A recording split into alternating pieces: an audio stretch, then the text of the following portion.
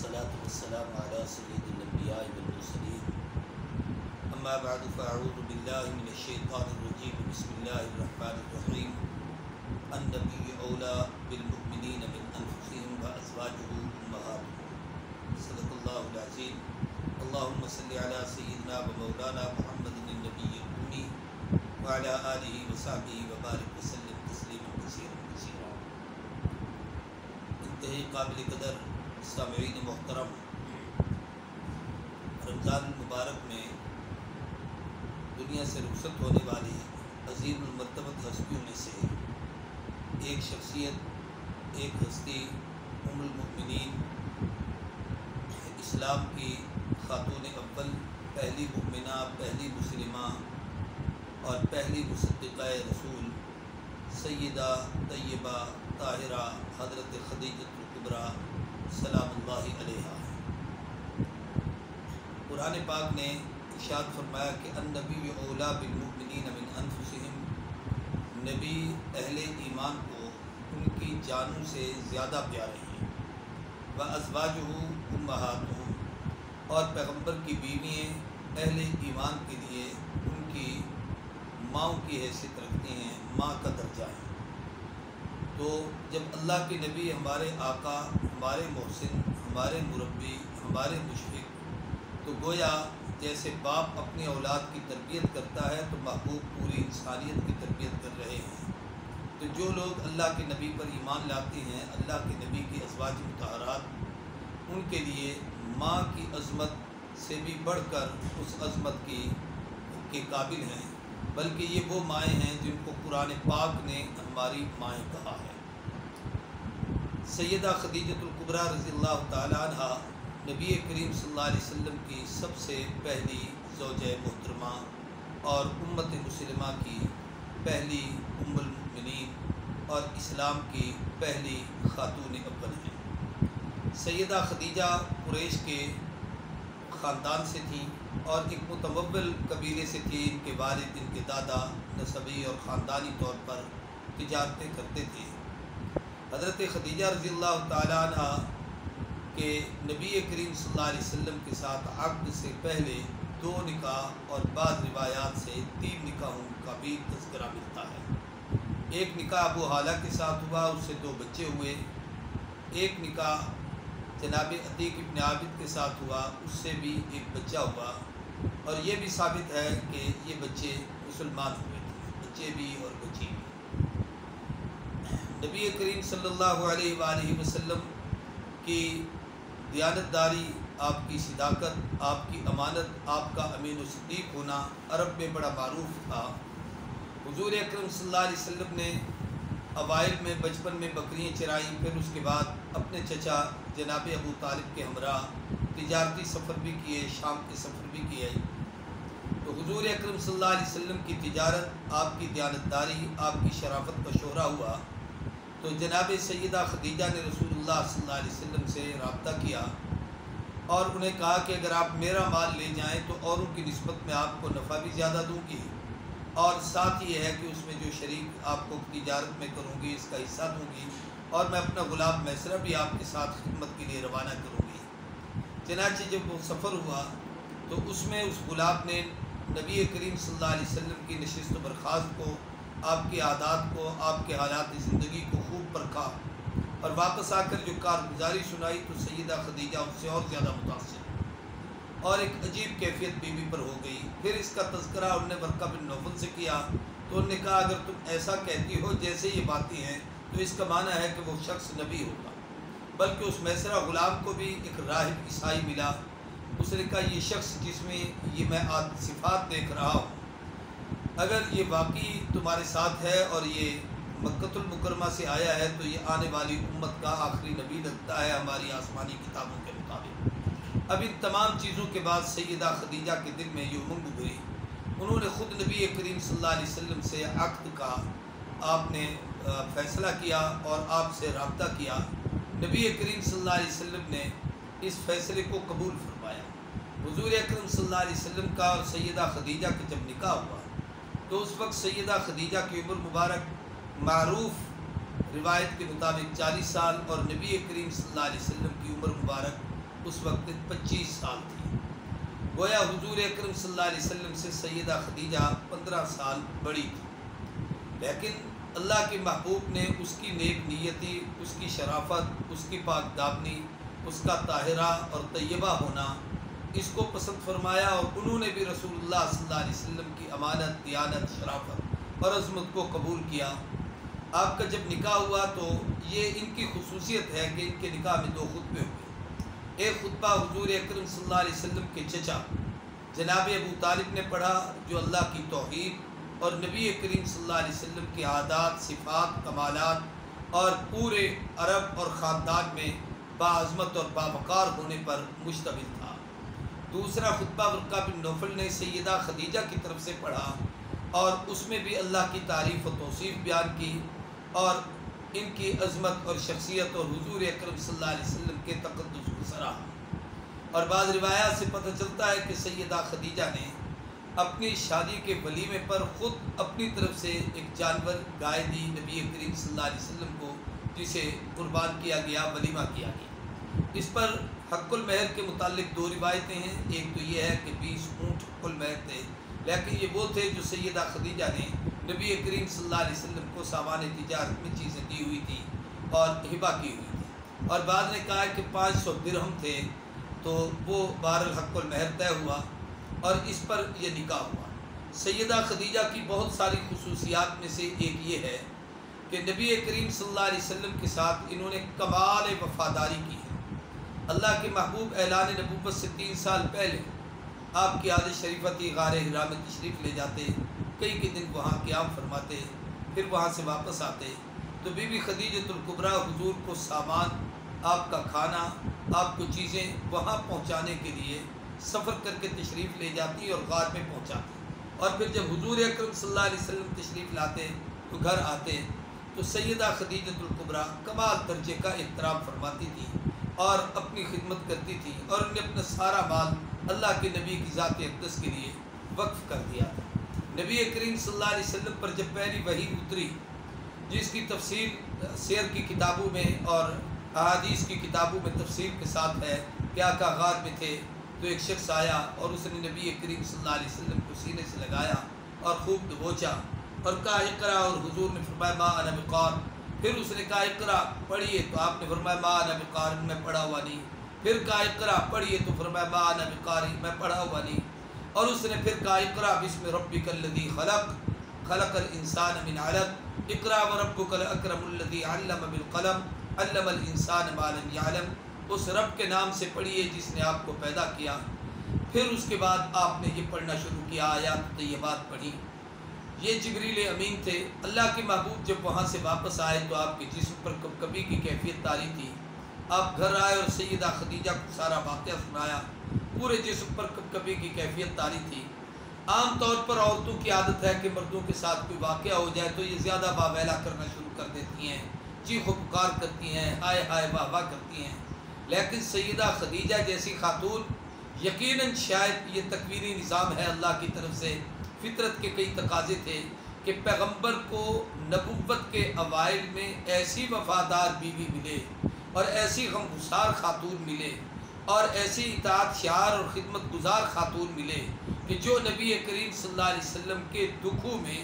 اللہ کے محبوب کے لیے پریشانی کا باعث نہ ہو بلکہ ان دکھوں کا مداوع ہو۔ تو سیدہ خدیجہ نے حضور کو تسلی دی، اور امام بخاری نے صحیح بخاری میں جو خود پہلی وہی روایت نقل کی ہے بدل وحی میں، کہ جب سے رسول اللہ صلی اللہ علیہ وسلم پر وحی اتری اور آپ نے گھر آ کر بات بتائی تو سیدہ خدیجہ نے حضور اکرم صلی اللہ علیہ وسلم کو تسلی دیتے ہوئے آپ کی صفات بیان فرمائیں کہ محبوب نہ گھبرائیے، واللہ تاللہ لا یخزیک اللہ، اللہ آپ کو کبھی ضائع نہیں کریں گے۔ انک لتصل الرحم، آپ صلہ رحمی کرتے ہیں، تکسب المعدوم، کما کر کھلاتے ہیں، تحمل القل، دوسروں کا بوجھ اپنے کندھوں پہ اٹھاتے ہیں، تقری الضیف، مہمانوں کی عزت کرتے ہیں، وتعین علی نوائب الحق، ہمیشہ اہل حق کا ساتھ دیتے ہیں، اور جس میں یہ خوبیاں ہوں اللہ اسے کبھی ضائع نہیں کرتے۔ چنانچہ حضور اکرم صلی اللہ علیہ وسلم گھر آئے، بی بی نے آپ پر کمبل ڈالا، آپ کو دبایا، آپ کو تسلی دی، اور پھر یہ بات جا کر ورقہ بن نوفل کو کہی تو، اور پھر حضور کو بھی ایک روایت پہ ہے کہ لے گئیں تو اس نے سیدہ خدیجہ کو کہا کہ جس کا یہ تذکرہ کرتے ہیں مجھے یقین ہے کہ یہ وہ جبریل امین ہے جو موسیٰ علیہ السلام اور عیسیٰ علیہ السلام کے پاس وحی لاتے تھے۔ میں آپ کی نبوت پر ایمان لے آتا ہوں اور آپ کو اللہ کا محبوب اور نبی مانتا ہوں۔ کاش میں اس وقت تک زندہ رہوں کہ جس وقت آپ کی قوم آپ پر ظلم کرے گی اور آپ کو مکہ المکرمہ سے نکالے گی۔ اور اس سے پہلے یعنی یہ واقعات آنے سے پہلے جناب ورقہ بن نوفل کا انتقال ہو گیا، اس لیے علماء نے لکھا ہے کہ وہ شخص ہے جس نے سب سے پہلے اللہ کے نبی کی اس بات کو سن کر حضور پر اسلام لائے اور کہا کہ میں آپ کی نبوت کو قبول کرتا ہوں۔ اگرچہ اس وقت آپ نے اعلان نبوت بھی نہیں کیا تھا اور آپ نے یہ بھی نہیں اعلان کیا تھا، لوگوں کو دعوت بھی نہیں دی تھی، لیکن آثار نبوت کو دیکھ کر جناب ورقہ بن نوفل یہ حضرت سیدہ خدیجۃ الکبریٰ کے چچزاد تھے، آپ پر ایمان لے آئے اور آپ کو انہوں نے حضور اکرم صلی اللہ علیہ وسلم کی عظمت کو قبول کیا۔ سیدہ خدیجۃ الکبریٰ رضی اللہ تعالیٰ عنہ حضور اکرم صلی اللہ علیہ وسلم کے ساتھ ہر وقت دکھوں میں ساتھ دیتی ہیں۔ آپ نے اپنا مال آپ پر قربان کیا۔ علماء نے لکھا ہے سورہ والضحیٰ میں قرآن پاک کی آیت ہے وَوَجَدَكَ عَائِلًا فَأَغْنَىٰ کہ اے محبوب ہم نے آپ کو بے سر و سامان پایا، فَأَغْنَىٰ پس غنی کر دیا۔ تو علماء نے لکھا ہے اس غنا میں دو آدمیوں کے مال نے اللہ کے نبی کو سب سے زیادہ فائدہ دیا، اور حضور نے خود ارشاد فرمایا کہ دو کا مال مجھے ان نے اتنا فائدہ دیا ہے کہ جن کے احسان کے بدلے میں نہیں قیامت کے دن اللہ دے گا۔ مردوں میں ابو بکر صدیق کا مال اور عورتوں میں خدیجۃ الکبریٰ کی قربانی اور ان کا مال ایسا ہے کہ اس کا بدلہ اللہ تبارک و تعالیٰ عطا فرمائیں گے۔ حضرت سیدہ خدیجۃ الکبریٰ سلام اللہ علیہا کی بہت ساری خصوصیات ہیں۔ مثال کے طور پر سب سے پہلی ام المؤمنین ہونا ان کی خصوصیت ہے، اسلام کی خاتون اول ہونا ان کی خصوصیت ہے، نبی کریم صلی اللہ علیہ وسلم پر سب سے پہلے کلمہ پڑھنا ان کی خصوصیت ہے، رسول اللہ صلی اللہ علیہ وسلم کو سب سے پہلے تسلی دینا یہ ان کی خصوصیت ہے، حضور اکرم صلی اللہ علیہ وسلم پر سارا مال قربان کرنا یہ ان کی خصوصیت ہے۔ نبی کریم صلی اللہ علیہ وسلم کی جتنی اولاد ہے جناب سیدنا حضرت قاسم، حضرت عبداللہ، اور اسی عبداللہ کا ایک نام طیب و طاہر بھی علماء نے لکھا ہے، اور بعض نے ان کو علیحدہ بچے لکھے ہیں۔ اور ایسے آپ کی چاروں بیٹی ہیں سیدہ زینب سلام اللہ علیہا، سیدہ رقیہ سلام اللہ علیہا، سیدہ ام کلثوم سلام اللہ علیہا، سیدہ فاطمہ الزہرا خاتون جنت سلام اللہ علیہا، یہ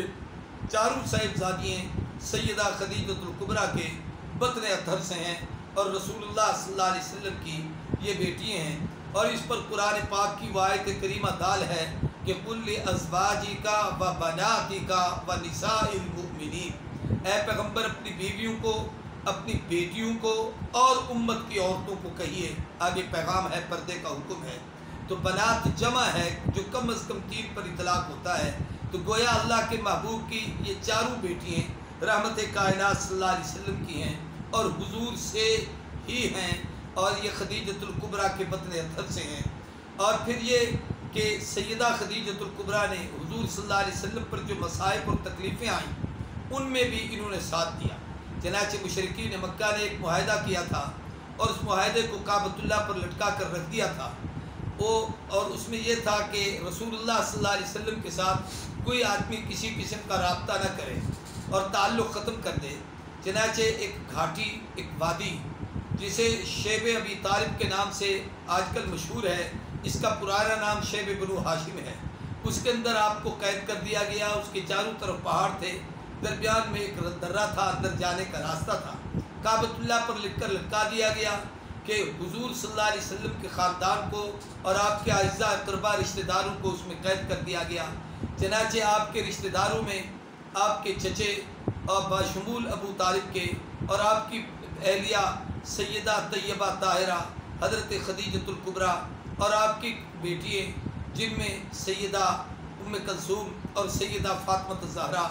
3 سال اس قید میں رہے، اور یہ قید بڑی بامشقت تھی، عجیب تکلیف کی تھی۔ کھانے پینے کا جو کچھ ساز و سامان تھا ختم ہو گیا، حتیٰ کہ ایسا وقت آیا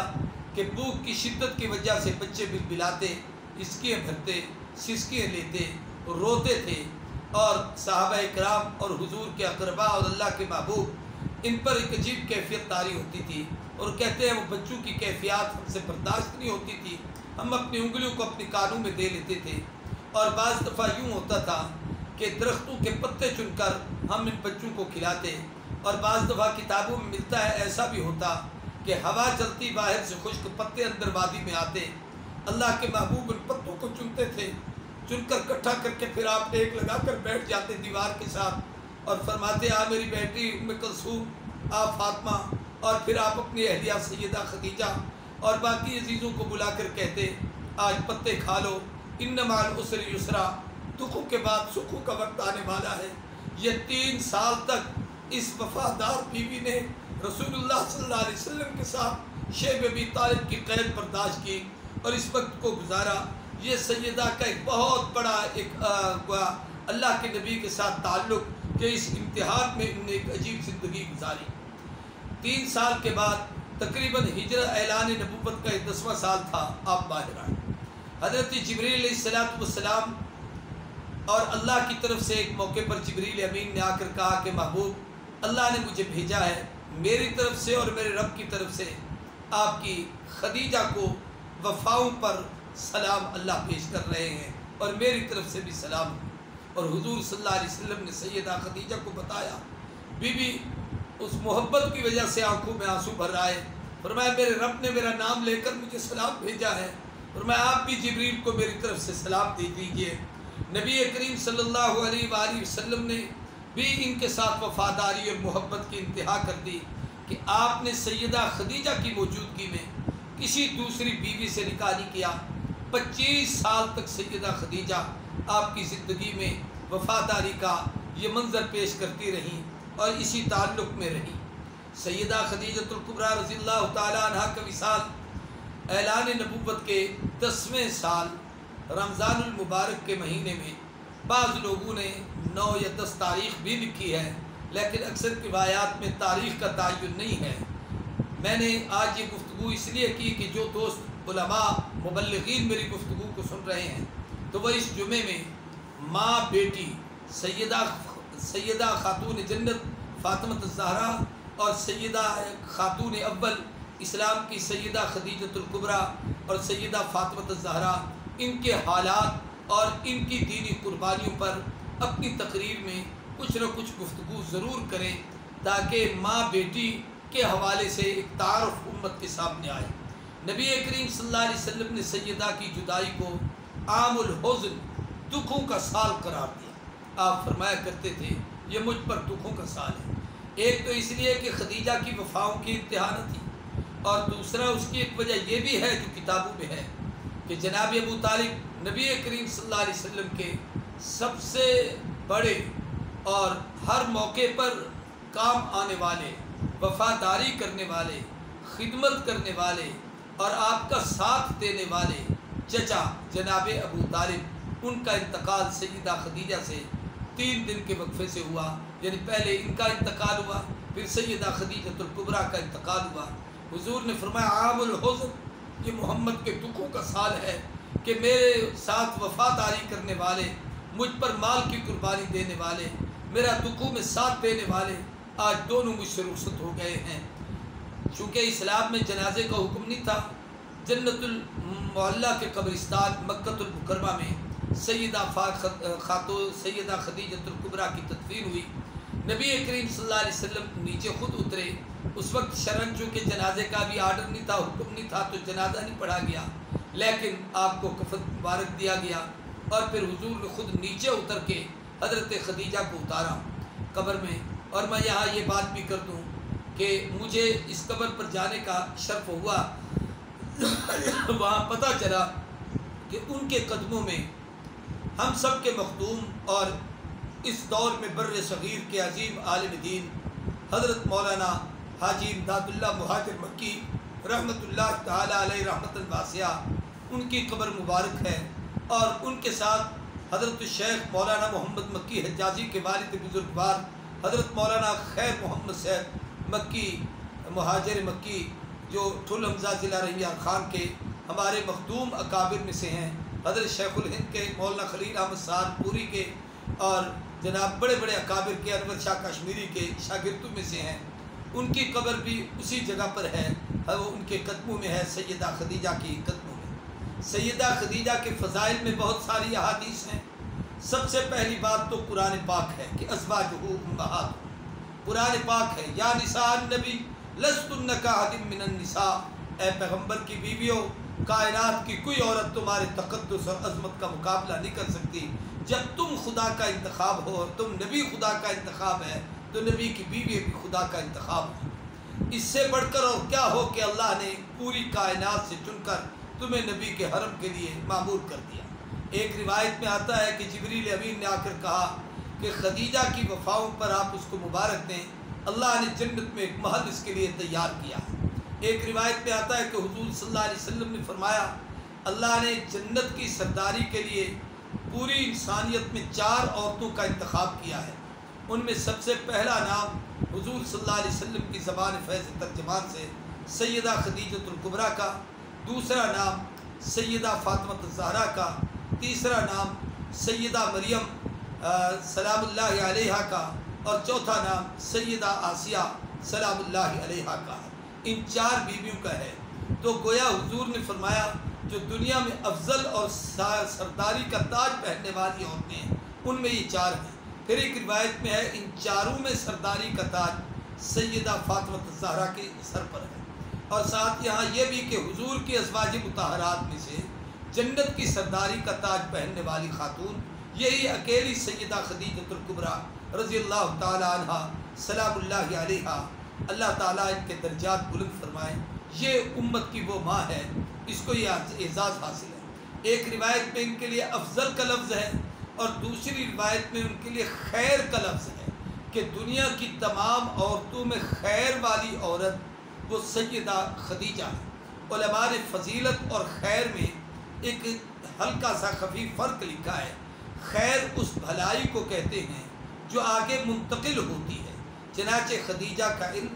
خدیجہ کا تقویٰ، خدیجہ کی قربانیاں، خدیجہ کی وفائیں، خدیجہ کو حضور کے ساتھ تعلق، یہ یقیناً انسانیت میں، امت میں، عورتوں میں، بلکہ تمام کلمہ پڑھنے والے لوگوں میں یہ جو منتقل ہوگا اور اس سے جو ہمیں خیر ملے گی اور عمل کرنے سے جو ہمیں حضور کی قربت ملے گی، یہ سیدہ خدیجۃ الکبریٰ کی خیر ہے جو امت میں تقسیم ہو رہی ہے۔ اور فضیلت ان کی ذات تک ہوتی ہے کہ جس کو جو فضیلت ملتی ہے وہ اس کا خاصہ اور حصہ ہوتی ہے۔ تو سیدہ کائنات کی عورتوں کی سردار بھی ہیں، حضور کی بیویوں کی بھی سردار ہیں، اور یہ واحد ہے کہ جس کے ہوتے ہوئے اللہ کے نبی نے دوسرا کوئی نکاح نہ کیا۔ یہ سیدہ خدیجۃ الکبریٰ کے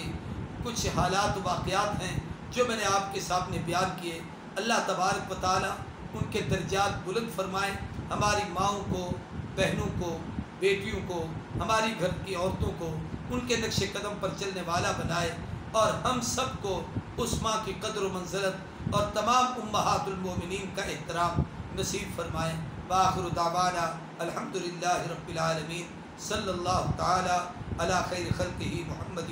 وعلی آلہ وصحبہ وبارک وسلم۔ اللہم احسن عاقبتنا فی الامور کلہا واجرنا من خزی الدنیا وعذاب الآخرہ۔ حسبنا اللہ ونعم الوکیل، نعم المولا ونعم النصیر۔ اے اللہ پوری امت مسلمہ کے حال پر رحم فرما، سب کی پریشانیاں دور فرما، کرونا کی اس وبا سے ہم سب کو محفوظ فرما۔ اے اللہ پوری انسانیت کے حال پر کرم فرما۔ ہمارے شہر میں 2 اموات ہوئی ہیں، ایک ہمارے قریبی عزیز تھے حافظ محمد قاسم صاحب رحمۃ اللہ تعالیٰ علیہ، جو میرے طالب علمی کے زمانے کے بھی ساتھی تھے، اور ان کا حضرت درخواستی اور حضرت دین پوری اور بڑے بڑے مشائخ کے ساتھ تعلق تھا۔ ان کا انتقال ہوا ہے، ہمارے وہ بہت قریبی عزیز تھے، اللہ ان کے درجات بلند فرمائے۔ اسی طریقے سے ہمارے شہر کے ایک نیک دل اور نیک سیرت انسان محترم جناب حاجی بشیر صاحب یہاں خانپور میں مالٹون میں رہتے ہیں، ان کی اہلیہ محترمہ جو انتہائی نیک دل خاتون تھیں، بڑی باعظمت تھیں، اور اللہ نے ان سے بڑے نیکی کے کام لیے، ان کا انتقال ہوا ہے۔ اللہ ان سب کے درجات بلند فرمائے۔ اللہ ہماری ماؤں، بہنوں، بیٹیوں کو، ہمارے فوج شدگان، والدین، اساتذہ، بڑے چھوٹے، بہن بھائی جو دنیا سے چلے گئے سب کی مغفرت فرمائے۔ اللہ تبارک و تعالی ہم سب کی خیروں اور نیکیوں کو ان کے لیے آخرت کا ذخیرہ بنائیں۔ اللہ ہماری نسلوں کو ہمارے لیے ذخیرہ آخرت بنائے، ہم سب کو آخرت کی تیاری کی توفیق عطا فرمائے، رمضان المبارک کی تمام سعادتیں خیریں اور بھلائیاں نصیب کرے۔ صلی اللہ تعالی علی خیر خلقہ محمد وعلی آلہ وصحبہ۔